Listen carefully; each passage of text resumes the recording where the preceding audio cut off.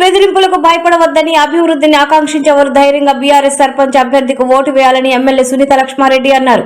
సోమవారం మండల పరిధిలోని అప్పాజీపల్లి గ్రామ బీఆర్ఎస్ సర్పంచ్ అభ్యర్థికి మద్దతుగా ఇంటింటి ప్రచారంలో పాల్గొన్నారు. ఈ సందర్భంగా ఎమ్మెల్యే మాట్లాడుతూ పోతనశెట్టిపల్లి శివారు ప్రాంతంలో 7 పాయలకు వంతెనలు తానే నిర్మించారని గుర్తు చేశారు. తద్వారా అప్పాజీపల్లి రైతుల భూముల రేట్లు పెరిగి లాభం చేకూరిందన్నారు. బీఆర్ఎస్ అభ్యర్థి ధనరాజ్ సైతం సొంత మేనిఫెస్టోతో గ్రామంలో అనేక అభివృద్ధి కార్యక్రమాలు చేయడానికి ముందుకు వచ్చారన్నారు. బీఆర్ఎస్ అభ్యర్థిని గెలిపిస్తే గ్రామ అభివృద్ధికి తాను అండగా ఉంటానన్నారు. ధనరాజ్ గారిని అదేవిధంగా గ్రామ వార్డు సభ్యులందరినీ కూడా మరి మంచి మెజార్టీతో గెలిపించాలని చెప్పేసి మీ అందరూ కూడా చేతులెత్తిన హృదయపూర్వకంగా ప్రార్థిస్తా ఉన్నాను. ఎందుకంటే ఈరోజు మరి బీఆర్ఎస్ పార్టీ ఎమ్మెల్యేగా నన్ను మీ అందరి ఆశీర్వాదంతో గెలిపించడం జరిగింది.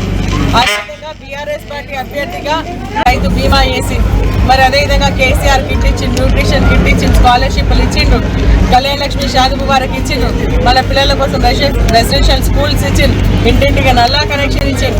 ఇవన్నీ ఆ రోజు జరిగినాయా లేదా? ఈరోజు ఇంటింటికి నల్ల కనెక్షన్ కరెక్ట్ వస్తుందా? మిషన్ దగ్గర నిర్వహణ లేదు. మనం ఆల్రెడీ మంచి ఇంతకుముందు నడిచినటువంటి మరి నిర్వహణ లోపం వల్ల మనకు నీళ్ళు వచ్చేటువంటి పరిస్థితి లేదు. అదేవిధంగా కేసీఆర్ కిట్ వస్తుందా? మరి అంటే మనకు అంబులెన్స్ వచ్చి ఇంటి దగ్గర వాడుతున్నాం అనుకో, వాళ్ళు ఇస్తామన్నా 200 ఇచ్చేసి మళ్ళీ 50 ఇవ్వాలి కదా.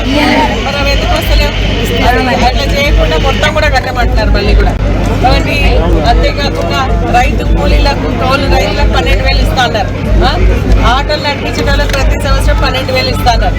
చదువుకునే పిల్లలకి 5 లక్షల గ్యారంటీ కార్డు ఇస్తా అన్నారు. ఆడపిల్లలకి స్కూటీలు ఇస్తామన్నారు. చదువుకొని ఉద్యోగం లేనటువంటి వాళ్ళకి 4,000 నిరుద్యోగ వృద్ధి ఇస్తా అన్నారు. ఇవన్నీ వచ్చినాయా? బస్సు ఒకటి ఫ్రీ, మనం కొట్టుకునేటట్టు. రెండవది ఏంటంటే బస్సు ఫ్రీ ఏంటంటే మనము ఇద్దరం ఇంతకుముందు పోతే 20 రూపాయలు ఉంటుండే, ఇప్పుడు ఒక్కరువైనా మొగోళ్ళు 30 రూపాయలు తీసుకుంటున్నారు. అవునా? డబుల్ ట్రిపుల్ అయిందా లేదా? అది మనకు మాఫీ ఇచ్చినట్ట, మనకు ఫ్రీ బస్ ఇచ్చినట్ట, అది కూడా కాదు. మరి అదేవిధంగా కేసీఆర్ గారు ప్రతి పండుగ మన బతుకమ్మ పండుగకి బతుకమ్మ చీరలు ఇచ్చిందా లేదా? 1,50,00,000 మంది మహిళలకు ఇచ్చింది. మరి వీళ్ళు ఇచ్చిండ్రా? ఇప్పుడు కేసీఆర్ ఒకటి ఇచ్చినా మేము 2 ఇస్తామన్నారు. ఇంకా ఖర్చులకు 15,000 కూడా ఇంటింటికి ఇస్తామన్నారు. వచ్చినాయా? వాళ్ళు ఒక చీర. కాంగ్రెస్ పార్టీ ఏంటంటే బాగా దౌర్జన్యాలకు ఎగబడుతుంది, దుర్మార్గాలకు ఎగబడుతుంది.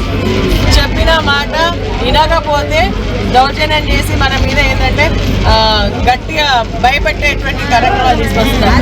ఇప్పుడు చెప్తున్నారు ఇక నేను వస్తున్నాను కదా అని చెప్పేసి వాళ్ళకి భయం ఎందుకు? ప్రజలు ఓట్లేస్తారు కదా. మరి అట్లాంటప్పుడు మేము వస్తాం, మేము మిమ్మల్ని అడుగుతాం, మీరు ఓట్లు వేస్తే మేము గెలుస్తాం, ఓట్లు వేయకుండా సరే దండం పెట్టి ఊకుంటాం. అవునా కదా? మరి మన మీటింగ్కి వీరికి జనాలు వస్తారని చెప్పేసి అని జనాలందరినీ రాకుండా అక్కడ కూర్చోబెట్టిందంటే వాళ్ళు దౌర్జన్యమా కదా? మన స్వేచ్ఛను అనిస్తున్నట్టే కదా. మరి భయం ఎందుకు వాళ్ళకి? వాళ్ళు భయపడుతున్నట్ట, మనల్ని భయపెడుతున్నట్ట? వాళ్ళే భయపడుతున్నారు, మనకి వాళ్ళు భయపడుతున్నట్టే లెక్క. మనం వస్తున్నామంటే మనం ఎక్కడ మీటింగ్లు పెట్టుకుంటే మనం అన్ని చెప్తే మనం మేమేడ ఓడిపోతామని చెప్పేసి భయానికి వాళ్ళు మనం కాబట్టి మీరు గుర్తుపెట్టుకోండి. మనకు ఖచ్చితంగా అన్ని కార్యక్రమాలు చేసుకుందాం. TRS party MLA